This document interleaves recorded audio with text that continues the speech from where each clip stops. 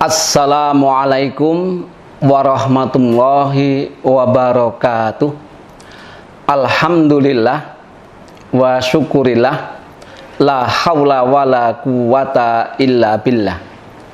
Rabbi adkhilni mudkhala sidqin wa akhrijni mukhraja sidqin waj'ali miladunka sultanan nasyira. Asyhadu alla ilaha illallah wa asyhadu anna Muhammadan abduhu wa rasuluh. Allahumma sholli ala Muhammad wa ala ali Muhammad. Amma ba'du. Qala Allah ta'ala fi kitabil karim, a'udzu billahi minasyaitonir rajim. Ya ayyuhalladzina amanu kutiba alaikumussyam kama kutiba alal ladzina min qablikum la'allakum tattaqun. Shadaqul adzim. Pemirsa kajianmu Magelang yang dirahmati Allah Subhanahu wa taala. Marilah kita untuk senantiasa bersyukur pada Allah Subhanahu wa taala yang tetap dan senantiasa mencurahkan nikmat kepada kita, mencurahkan hidayah kepada kita, sehingga pada Ramadan tahun ini 1443 Hijriah kita masih diberi kekuatan dan bisa bertemu pada bulan Ramadan. Mudah-mudahan pada bulan Ramadan tahun ini seluruh amal ibadah kita diterima oleh Allah Subhanahu wa taala, dianggap sebagai amal ibadah dan akan diampuni dosa-dosanya. Salawat dan salam senantiasa kita curahkan kepada Rasulullah Muhammad sallallahu alaihi wasallam, keluarganya, sahabat-sahabat beliau, dan seluruh umatnya yang senantiasa istiqomah pada ajaran beliau sampai pada hari kiamat nanti. Pemirsa kajianmu Magelang yang dirahmati Allah Subhanahu wa taala. Saya utusan dari SMK Muhammadiyah 2 Mertoyudan untuk bersama-sama menyambut dan menyemarakkan Ramadan 1443 Hijriah tahun ini. Pada kesempatan ini saya akan menyampaikan 7 amalan yang utama dan istimewa pada bulan Ramadan. Tentu yang pertama, sebagai seorang muslim, amalan yang utama dan pertama adalah puasa itu sendiri.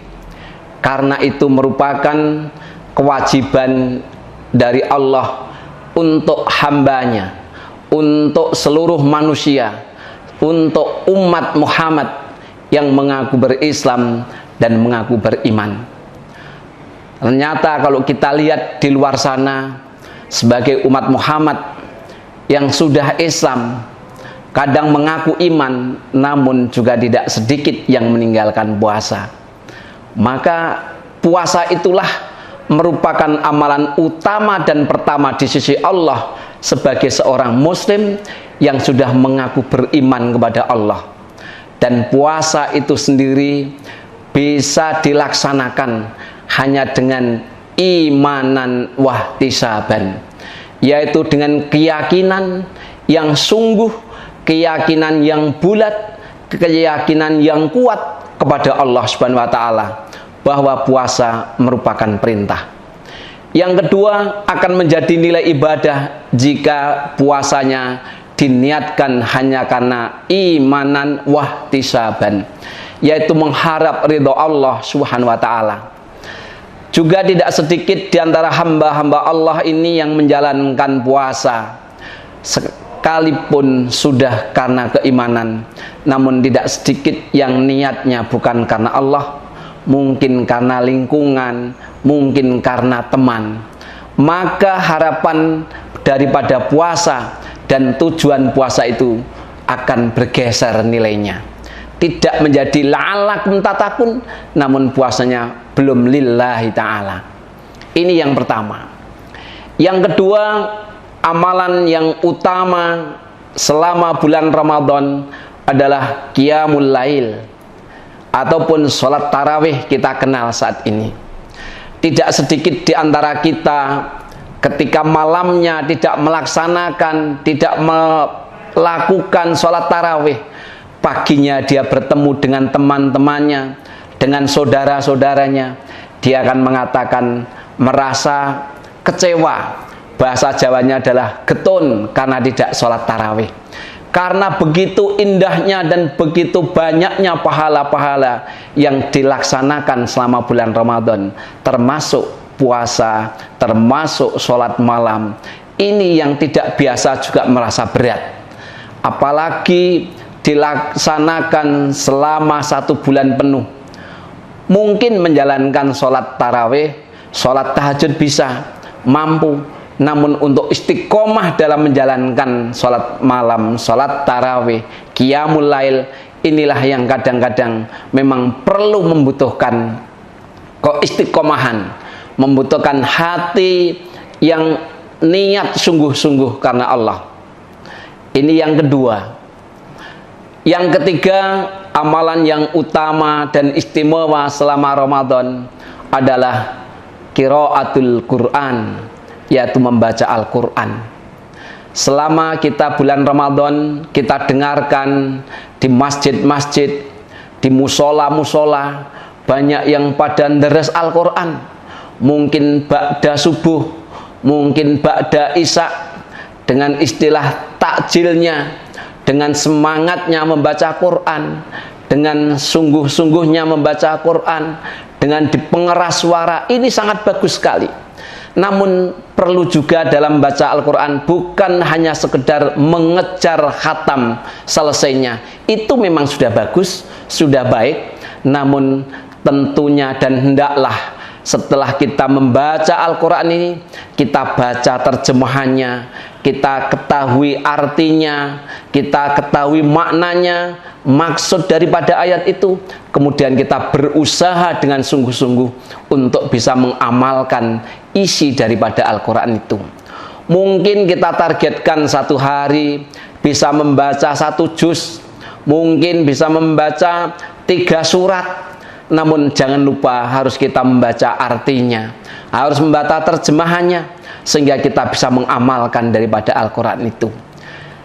Sering sekali, terutama bagi generasi sekarang ini, yang sering disebut dengan generasi milenial, kadang-kadang membaca Al-Quran tidak menjadi hal yang diutamakan. Namun dia sering mengutamakan hal-hal yang kurang begitu bermanfaat bagi dirinya. Maka inilah isilah dengan membaca Al-Quran selama bulan Ramadan. Keutamaannya di dalam membaca Al-Quran dilipat gandakan. Bahkan dalam 1 huruf pun dalam Al-Quran akan dilipat gandakan sampai 10 kebaikan. Masya Allah. Kalau ini sudah menjadi kebiasaan kita selama Ramadan, nanti ada target, syukur bagi bisa kita selesai khatam membaca Al-Quran, bisa menyelesaikan terjemahannya, mungkin 1 atau 2 ayat yang sudah bisa kita amalkan. Ini akan menjadi hudal lil muttaqin, benar-benar menjadi petunjuk bagi orang-orang muttaqin, dan juga sebagai hudal linas, petunjuk bagi semua manusia. Tidak sedikit di antara hamba-hamba Allah karena sering mendengar lantunan Al-Quran, dia semakin dekat, semakin beriman kepada Allah Subhanahu wa ta'ala. Pemirsa kajianmu yang dirahmati Allah Subhanahu wa ta'ala. Yang keempat, marilah kita selama bulan Ramadan ini kita perbanyak bersedekah. Peluang sangat besar untuk kita bersedekah. Baik itu memberikan makan, memberikan iftar bagi yang berpuasa, maupun menyantuni fakir miskin, menyantuni anak yatim, menyantuni para jompo, para lansia, dan lain sebagainya. Pintu terbuka sekali, dan amalan-amalan ini merupakan amalan yang utama yang sangat dianjurkan oleh Islam. Mari kita bersama-sama selama kita mempunyai kelonggaran rezeki. Rezeki tidak harus berupa duit, tidak harus berupa harta benda, namun mungkin bisa saja rezeki kita ada kesempatan untuk mencari ilmu, ada kesempatan untuk memberikan pemikiran-pemikiran dan lain sebagainya. Tenaga juga bisa. Itulah kita untuk mengeluarkan sedekah. Sedekah berbagai macam bentuk, tidak hanya yang bersifat material saja. Pemirsa kajianmu yang dirahmati Allah Subhanahu wa taala. Adapun yang kelima adalah iktikaf. Mari kita bersama-sama tingkatkan iktikaf kita. Tingkatkan kedekatan kita kepada Allah Subhanahu wa taala. Banyak waktu yang senggang selama ini, mari kita gunakan untuk beriktikaf. DDP kepada Allah, mendekatkan diri kepada Allah dengan cara-cara beramal baik, dengan cara-cara beramal soleh. Amal soleh banyak sekali, dari bangun tidur sampai berangkat tidur, bahkan di dalam tidur itu pun harus menjadi amal-amal soleh. Jika amalan kita ini tidak menjadi amal soleh yang kita lakukan selama ini, maka kita akan menjadi orang-orang yang merugi.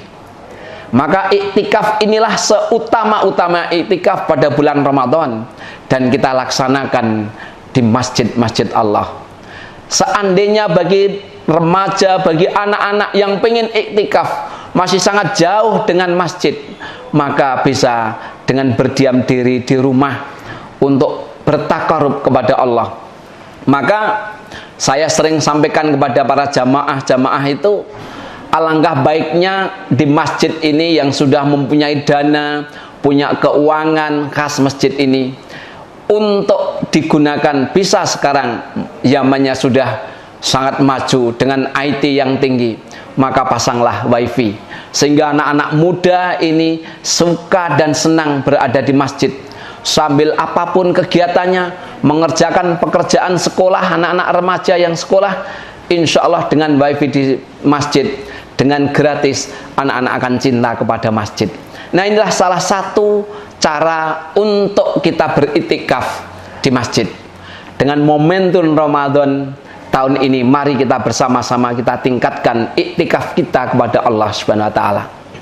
Adapun yang keenam adalah marilah kita perbanyak istighfar. Rasulullah sallallahu alaihi wasallam bersabda, "Man qama ramadanan imanan wahtisaban ghufira lahu ma taqaddama min dzambi."